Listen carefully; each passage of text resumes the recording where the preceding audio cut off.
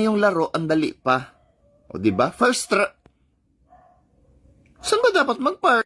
Doon lang pala.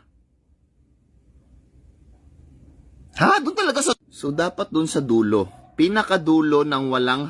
Doon lang sa dulo. Tanga. Ayusin mo mag-park. Ayusin. Dahan-dahan lang. Dahan-dahan. Dahan-dahan lang.